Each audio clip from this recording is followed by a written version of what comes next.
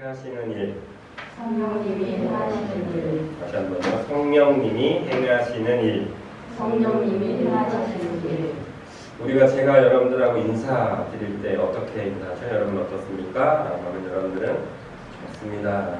성령님이 행하시는 일이 있는데 너무 뻔한 답을 여러분들에게 한번 질문해 볼게요. 성령님이 행하시는 일이 날 죽이는 걸까요? 살리는 걸까요? 어려운가요? 우리 강관사님만 쉬운가 본데? 자, 다시 한번 여쭤볼게요. 성령님이 행하시는 일이 있다라고 지금 말씀드릴 텐데 그 성령님이 행하시는 일이 나를 죽일까요? 살릴까요? 네, 살릴 수밖에 없는 그 일을 우리가 들으려고 합니다. 우리가 잠언서 8장 1절에서 4절을 잠깐 먼저 읽어드렸는데요. 사실은 잠언서 8장 1절에서 이 4절은 여러분들이 들어야 될 말이 있다라는 걸 지금 강조하고 싶어서 이 말씀을 좀 참고했고요. 진짜 말씀은 요한복음 16장 8절에서 24절이에요. 제가 그래서 요번에는 좀 다른 때는 성경 본문만 딱 드렸잖아요. 두 구절을 다 드렸어요. 좀 읽어보시라고.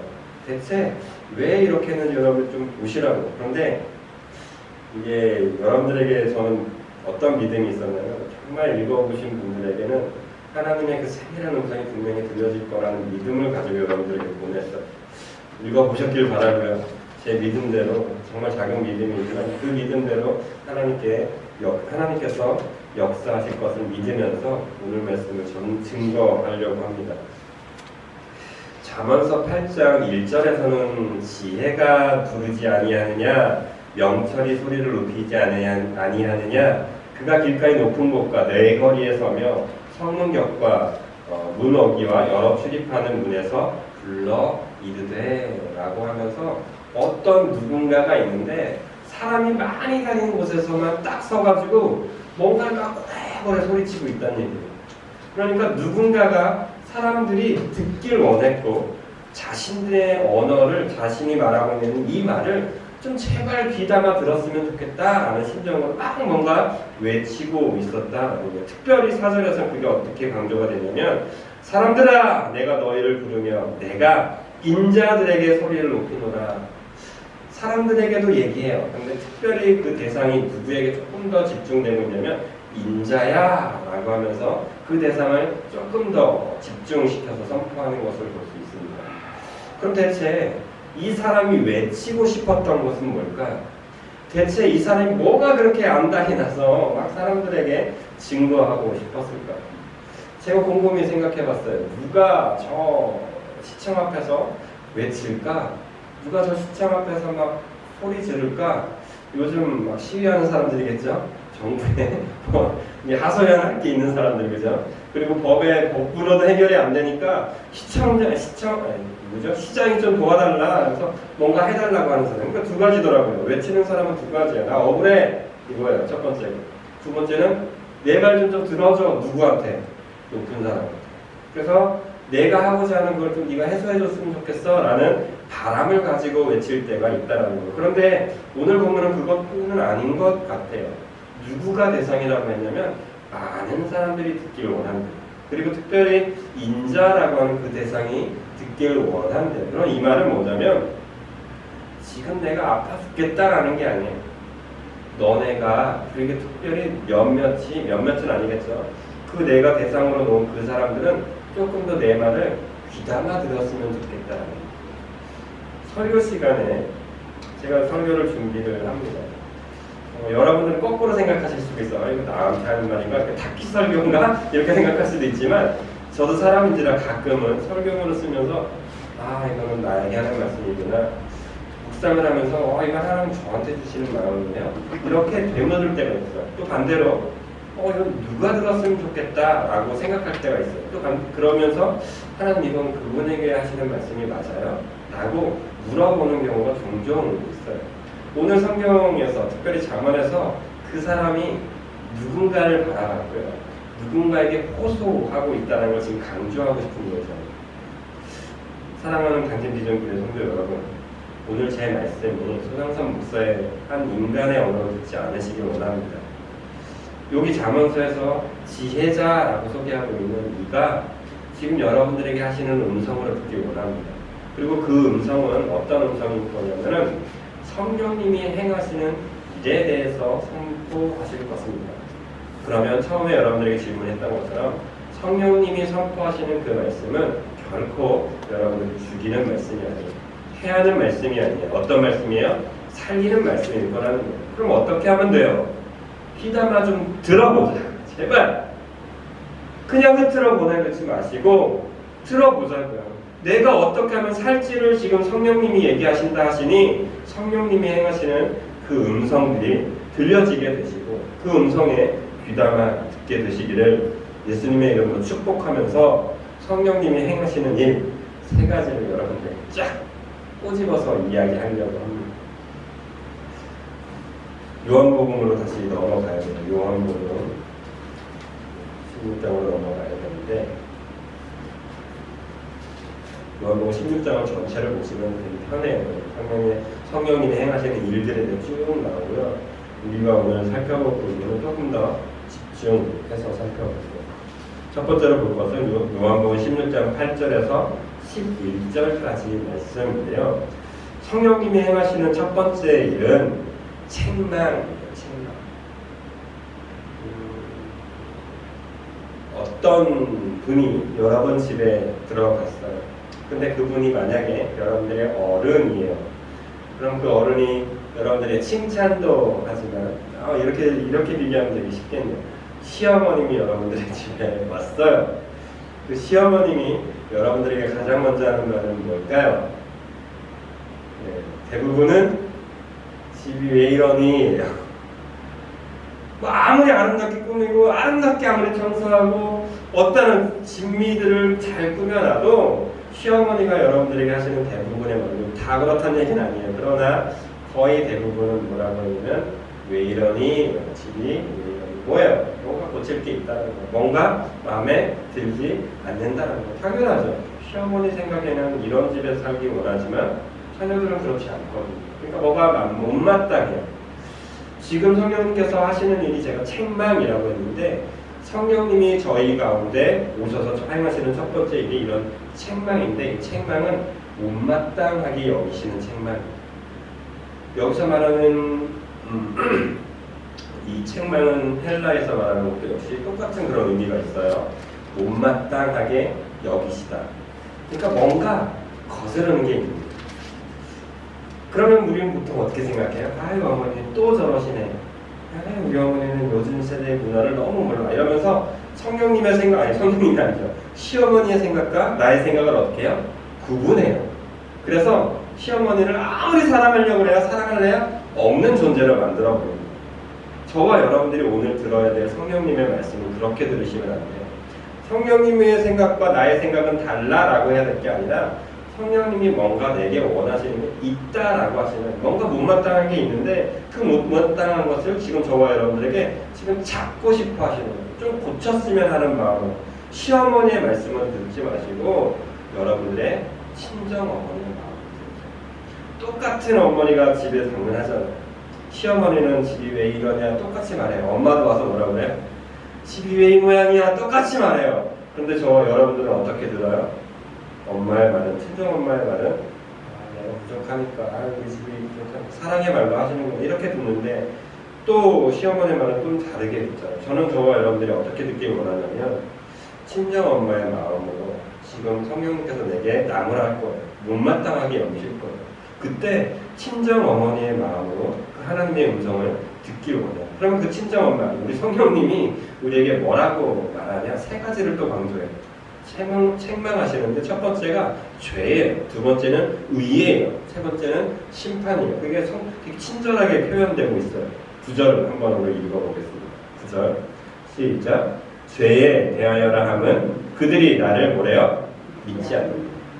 그러니까 죄에 대해서 뭔가 성령님이 책망해요. 그런데 그 성령님께서 우리를 책망할 때 너 이런 죄 졌지, 너 저런 죄 졌지. 물론 그것도 남은 하시지만 궁극적으로 책망하는 게 하나가 딱 있어요. 뭐냐면 나에 대해서 믿지 않는다라는 거예요.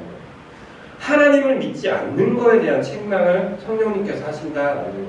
그래서 성령님이 우리 마음 가운데 딱 들어오시면 저와 여러분이 제일 먼저 뭐부터 성령님이 하기를 원하시냐면 내 마음속에 의자에 뭐가 있어요. 그동안은 누가 살고 있죠? 내가 살고 있는 거예요. 내가 결정해요. 내 마음대로 살아가요. 그런데 성령님은 그걸 나무래요. 그걸 책망해요. 네가 네 의자에 앉아있네? 아니야, 그거 내 의자에. 너 내려와! 라고 하시는 이 성령님의 음성이 들려지실 겁니다. 그럼 우리 그때는 어떻게 하면 돼요? 눈물 콧물 흘리면서 하나님 제가 잘못했어요. 제가 올라가 있었는데 주님이 올라와 주세요. 성령님이 올라와 주세요 하면서 그 자리를 내어드리면 된다는 거예요. 그것을 오늘 성경은 죄라고 하고 있는 내가 내 자리에 올라가는 거 아니에요. 여러분들의 자리라도 그 자리를 누구에게 내어드려야 돼요? 하나님께 내어드릴 수 있어야 됨을 강조하고 있는 것입니다. 두 번째, 성령님께서 우리에게 행하시는 첫 번째 일 중에 그 두 번째, 뭘 깨닫게 하시냐면, 뭘 책망하시냐면 의에 대해서 깨닫게 하십니다. 의에 대해서 책망하세요. 읽어볼까요? 의에 대하여라 함은 내가 아버지께로 가니 너희가 다시 나를 보지 못하며. 이게 좀 이상하죠? 의가 뭐예요? 진리잖아요. 하나님의 뜻이 어디에 있냐 이거잖아요. 하나님의 뜻이 어디에 있냐? 근데 그 뜻이 어디에 있대요? 예수님이 지금 어디에 올라간다라는 거예요? 천국에 올라간다는 거예요. 하나님 곁으로 간다는 거예요. 무슨 얘기면 우리를 떠난다는 얘기예요. 이게 무슨 의야? 하나님의 뜻이라면 어떻게 해야 되는 거예요? 하나님이 지금 우리에게 말씀하시고, 소상선 목사 내가 너와 함께 있길 원해. 네 주인이 나이길 원해. 이랬다는 건 뭐예요? 지금 나와 함께 살겠다는 얘기잖아요. 그런데 하나님의 뜻은 어디 있냐면 예수님이 떠나가는 데 있고요. 이게 말이 돼요? 이거 도저히 말이 되지 않는 말씀인데 이 되지 않는 말씀을 가만히 생각해보면 정말 큰 은혜가 있어요. 예수님이 떠나가야 돼요. 이게 하나님의 뜻이래요. 예수님이 떠나간다라는 것은 우리를 어떻게 하겠다라는 거냐면 믿겠다라는 거예요. 저와 여러분들이 자녀를 집에 놓을 때가 있어요. 어릴 때 절대 뛰어놓지 않아요. 갓난아기 때는 품에서 놓지도 않아요. 근데 얘가 이제 품에서 놔도 될 때쯤 됐다 싶으면 어떻게 해요? 침대에 놓기도 하고 그냥 눕혀놓기도 해요. 그리고 얘가 조금 더 컸어. 그럼 어떻게 해요? 이제 막 얘가 걸으려고 할 때 막 불안해서 잡으려고 하지만 이제 손 놔도 되겠다라고 하잖아요. 집에 혼자 있게도 되겠다. 학교 혼자 보내도 되겠다. 이제 직장생활 가도 되겠다. 얘 이제 신경 꺼도 되겠다라고 하잖아요. 지금 예수님께서 하나님께로 간다라는 것은 저와 여러분들을 어떻게 하겠다라는 거냐면 믿겠다라고 하는 거예요. 그래서 은혜인 거예요. 예수님이 내 옆에 없어도 되겠다라고 할 정도로 지금 저와 여러분들을 어떻게 알고 있냐면 신뢰하겠다라는 거예요. 그럼 여기서 이제 살짝 걸리는 것들이 생기죠. 난 그런 존재가 아닌데, 그죠?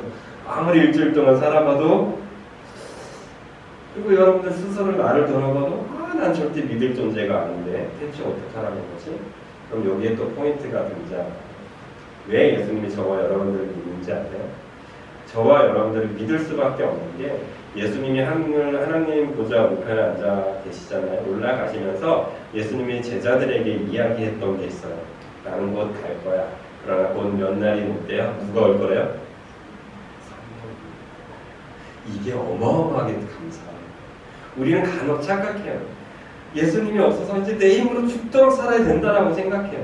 내 뜻대로 살아야 된다라고 생각해요. 예수님이 날 믿으니까 얼마나 부담이 돼요. 여러분 권사직분 받을 때 얼마나 부담됐어요. 저 목사직분 받을 때 진짜 부담됐어요. 전 제 힘으로 해야 되는데 그게 아니더라고요. 예수님이 저에게 주신 직분을 맡기셨을 때 누굴 보내시겠다라는 뜻이냐면 성령님, 돕는 자, 보혜사를 보내시겠다라는 약속인 거예요. 예수님이 하늘로 올라가 하나님 우편에 하나님께로 간다. 이 말은 하나님의 보혜사, 하는 우리 보혜사 성령님을 지금 저와 여러분들에게 보내시겠다라는 것이기 때문에 지금 예수님이 어떻게 하는 거예요? 나는 올라가겠다라는 거예요. 근데 우리 자꾸 하나님의 뜻을 어떻게 하게 해요? 예수님이 여기 있어야 된대요. 내 눈앞에 하나님의 아들이 있어야 된대요. 이렇게만 하고 있다니까. 기적이 일어나야 내가 하겠다라고 한다니까. 아니에요. 보혜사 성령님은 뭐예요? 내가 할 때 돕는 분인 거예요. 예수님이 계셨을 땐 일로 와봐 내가 고쳐줄게 이러셨던 분이지만 보혜사, 돕는 자는 내가 어떻게 하는 거? 일을 할 때 돕는 자. 이 차이를 여러분들이 깨달으셔야 돼요. 그리고 과감하게 발을 내딛으셔야만 합니다. 그때 예수님이 믿으신 그 뜻, 예수님이 하나님 곁으로 가셨던 그 뜻이 우리에게 펼쳐지세요. 이게 성령님께서 우리 가운데 책망하시는 것 중에 하나예요. 마지막으로 성령님께서 우리에게 책망하시는 것은 심판이라는 것입니다. 심판. 11절 말씀 읽어볼까요? 시작. 심판에 대하여라 함은 이 세상 임금이 심판을 받았습니다. 심판이 뭔가요? 판결 종류가 아니죠. 너 이런 죄를 졌으니까 이런 형량을 받아야 돼. 언도하는 거. 이미 판결에서 막 호소하고 이런 단계가 아니에요. 이미 판결이 다 끝났고 심판인 거예요. 이미 너 몇 년, 이미 넌 죄가 있어, 넌 죄가 없어. 그게 심판인 거예요. 그런데 성경은 우리에게 말씀하고 있어요. 세상의 왕을 심판했대요. 여기서 말하는 세상의 왕은 누굴까요? 대통령입니까? 무슨 중년입니까? 아니에요. 누구예요? 사단, 마귀의 권세. 우리는 자꾸 그런데 이 사단의 권세 아래 우리가 놓이게 돼요. 마치 세상의 물질이 내 왕인 것처럼 느껴져요. 마치 세상의 권력이 세상의 왕인 것처럼 느껴진다고요. 그러나 여러분, 그때 성령님께서는 우리에게 뭐라고 나오라는지 아세요? 아니야! 그 세상의 왕 내가 이미 무너뜨렸어. 물질? 아니야! 이미 그건 내가 다 깨부셨어. 왜 자꾸 그게 세상의 왕이라고 하는 거예요? 그걸 성령님께서 어떻게 하신다고요? 깨우치게 하신다고요. 책망하고 계신다고요. 우리의 잘못된 생각들을 뒤집어 버리려고 계속해서 책망하고 계시는 그 성령님의 일을 우리가 오늘 깨닫게 되시기를 예수님의 이름으로 축복드립니다. 성령님께서 우리에게 행하시는 일 첫 번째가 책망하시는 것이라고 한다면 두 번째로 성령님이 행하시는 일은 책망하게 하는 곳에서 멈춰있게 하지 않으세요. 요한복음 16장 12절에서 15절을 제가 읽어드릴게요. 내가 아직도 너희에게 이를 것이 많으나 지금은 너희가 감당하지 못하리라. 그러나 진리의 성령이 오시면 그가 너희를 모든 진리 가운데로 인도하시리니 그가 스스로 말하지 않고 오직 들은 것을 말하며 장래를 너희에게 알리시리라. 그가 내 영광을 나타내리니 내 것을 가지고 너희에게 알리겠습니다. 무릇 아버지께 있는 것은 다 내 것이라. 그러므로 내가 말하기를 그가 내 것을 가지고 너희에게 알리시리라 하였노라. 아멘. 성령님께서 저와 여러분들에게 하시는 첫 번째 사역이 책망, 깨닫게 하시는 것. 저건 못마땅하게 여기는 것들을 깨닫게 하고 싶어 하신다면 두 번째로 우리에게 주시는 것은 뭐냐면 이제 거기에서 벗어나게 오게 하세요. 그리고 어디로 오게 하시냐면 진리로 오게 하세요. 바깥에서 있는 그 모습을 막 가슴 치며 야 그러지 마! 라고 하는 그 차원을 벗어나서 이제 안으로 들어와 라고 하신다. 해외여행을 갔을 때 우리에게 필요한 게 있어요. 절대적으로 필요한 게 뭔가요? 우리나라 살 때는 이게 필요 없어요. 사실은 거의 필요 없어요. 근데 해외를 나가게 하면 이게 반드시 필요해요. 그러면 내 신분증, 여권이라고 하는 것입니다. 이 여권이 없잖아요. 그럼 밖에서 해외에서 여러분들을 보호받을 수 있는 어떤 것도 존재하죠. 그런데 여권이 있잖아요. 저 대한민국 국민이에요. 그럼 누구에게 보호를 받을 수 있어요? 대한민국 대사관에서 도움을 받을 수 있어요. 뭐 때문에? 여러분 이름 때문도 아니에요. 한국 사람처럼 생겼다는 것 때문도 아니에요. 뭐 하나예요? 이 여권 하나 때문에 우린 대한민국 국민으로서 밖에서도 다른 나라에서도 보호받을 수 있다는 거예요.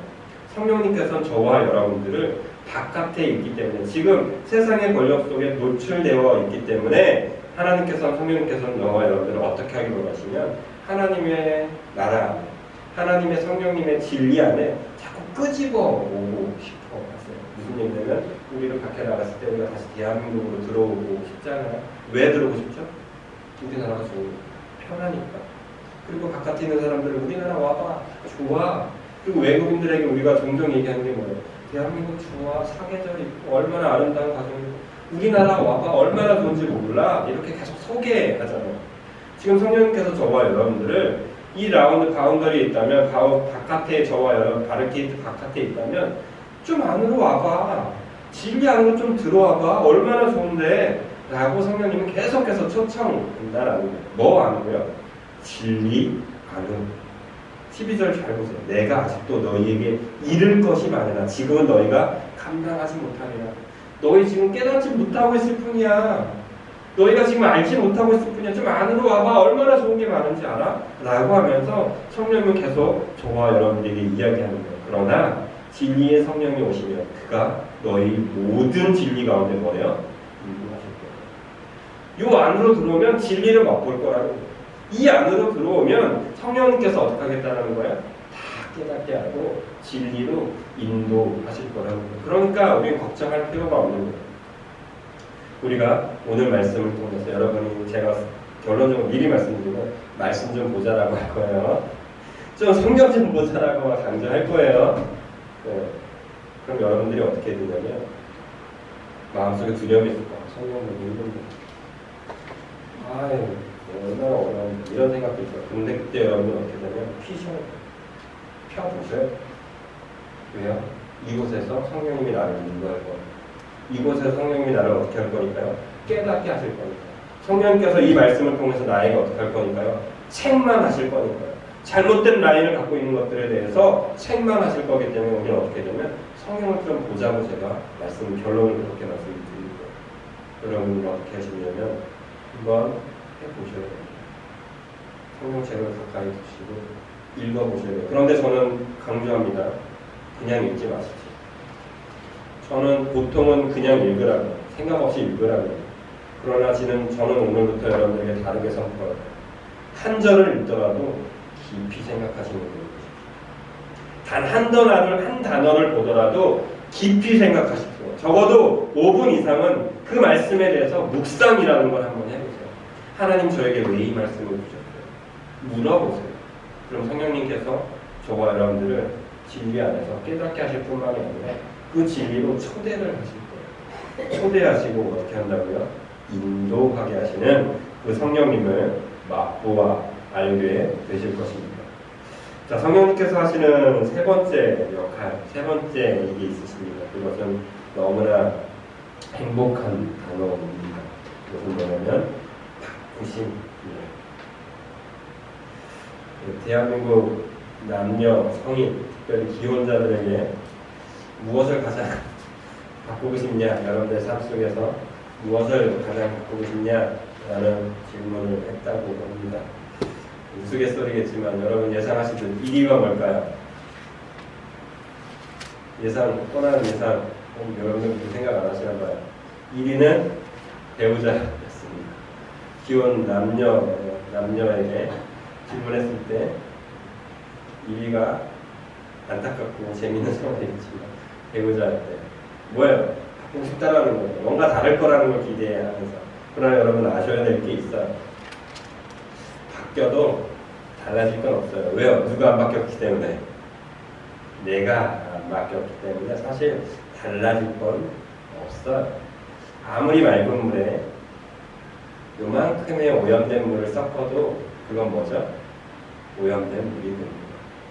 내가 바뀌지 않는 이상 절대 바뀌지 않아요. 성령님은 그래서 저와 여러분들에게 어떻게 얘기하냐면 네 남편 바꿔줄게 라고 하지 않으세요. 네 물질과 바꿔줄게 하지 않으세요. 네 환경 이제 바꿔줄게 하지 않으세요. 누굴 바꿔줄게 라고 하냐면 너를 바꿔줄게 라고 하세요. 네가 바뀌어야 돼 라고 말씀하시는 거예요. 이게 성령님이 행하시는 일 중에 우리 가운데 일어나는 일이다. 요한복음 16장 16절에서 24절을 읽어보시면 그 얘기를 그냥 계속 반복하고 계십니다.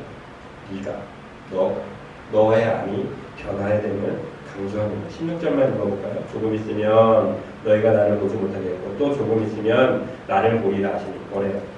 못 보던 상태에서 어떻게 되겠다라는 거예요? 보는 상태로의 변화예요. 이게 누구예요? 내 남편이 보게 해주겠다는 게 아니에요. 내가 보겠다. 이 말을 조금 다르게 해석하면 내 남편이 나를 사랑하겠다라는 게 아니에요. 내가 남편을 사랑하겠다라는 거예요. 저 원수 같은 사람이 변해서 갑자기 좋은 사람이 되는 게 아니에요. 내가 그 원수 같은 사람이 사랑하게끔 되겠다라는 거예요. 이게 성령님께서 저와 여러분들에게 볼 수 없는 것들이 보이게 하는 그 일들이에요. 근데 여기 되게 중요한 거라가 탁 튀어나와요. 뭐가 있냐면 조금 있으면. 이게 무서운 단어예요. 한국 사람들이 점점 이야기해요. 우리 나중에 밥 한 번 먹어. 이게 뭐예요? 나중에라고 하면 외국인 사람들은 곧이라고 생각한대요. 그러니까 만약에 권사님하고 권사님 우리 나중에 식사 한 번 해요 라고 하잖아요. 그럼 외국인들은 어떻게 반응하는데 그래 언제 몇 날 며칠 이렇게 반응해요. 곧 있을 약속이기 때문에. 근데 한국 사람은 이게 뭐예요? 먼 날이 뭐예요? 언제 될지 모르겠지만 되게 먼 날이에요. 근데 안타깝지만 오늘 성경에 나오는 이 조금이라는 단어도 정확한 시간이 아니에요. few minute, 짧은 시간에 일어날 그 시간이 아니라 상당히 주관적인 시간이에요. 그래서 어떤 사람들에게는 짧은 시간이 될 수도 있고 어떤 사람들에게는 상당히 먼 시간이 될 수도 있어요. 그래서 우리는 가끔 넘어지는 거예요. 저 사람은 성령님을 만나고 또 그렇게 뜨겁게 주님의 일을 하다 보니까 제 눈에는 어떻게 보냐면 고난 사람처럼 아름다운 사람으로 잘 자라는 것처럼 그런데요. 오늘 말씀을 잘 보시면 조금이라는 단어는 제가 뭐라고 했죠? 상당히 주관적인 시간입니다. 그 사람에게 그렇게 느껴질 거예요. 근데 내게는 어떻게 해요? 이렇게 길게 느껴질 수도 있어요. 마가다락방에 모였던 120명 문도들이 과연 다 짧게 느꼈을까요? 저는 그렇게 생각하지 않아요. 거기에 성경 독했던 저 같은 사람들이 있었을 거예요. 그리고 느긋했던 사람들도 있을 거예요. 그리고 어쩌면 취미처럼 저기 기도한데 예수님이 모이라고 했으니까 정말 어떤 기대도 없이 그냥 바로 지금 사흘날 기다렸을지도 몰라요. 그런데 그랬던 그들에게 그 시간 하나님의 때는 어떻게 됐죠? 임했더니 그들이 다른 삶을 살기 시작합니다. 때론 그 시간은 한 시간이었지만 그 모든 사람들에게 같이 느껴지진 않았다. 여러분들이 강조한 포인트는 그겁니다. 여러분 그 시간은 옵니다. 이건 확실합니다. 언제일지 모르겠어요. 이 시간일 수도 있어. 이 조금이라는 단어가 이미 선포된 말씀이기 때문에 오늘일 수도 있고요. 지금일 수도 있어요. 그러나 그 시간이 어쩌면 길 수도 있어요. 우리는 어떻게 해야 돼요? 뭘 기다려야 돼요? 조금이라고 말씀하셨던 그분이 실망시키지 않을 거라는 걸 믿고 나아가요. 그리고 내게 이 일이 일어날 거라는 것을 믿고 믿음으로 걸어가야 돼요. 왜요? 이 일은 누가 하시는 일이라고 지금 말씀하고 있으니까요. 성령님이 하시는 일. 성령님이 행하실 일이라고 우리는 그냥 믿고 가다 보면 누가 하시냐면 성령님이 행하실 것입니다. 10편 8편의 말씀이 여러분들이 잘 알고 있을 거예요. 여러분들도 잘 알고 있는 말씀인데요.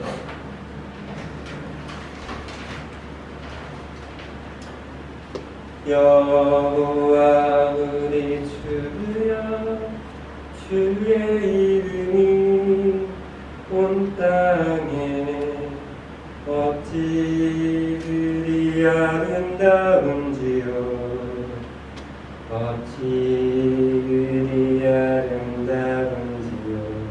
이게 반복이에요. 그리고 사람이 무엇이간데 주께서 저를 생각하시며 인자가 무엇이간데 저를 거부하시나이까.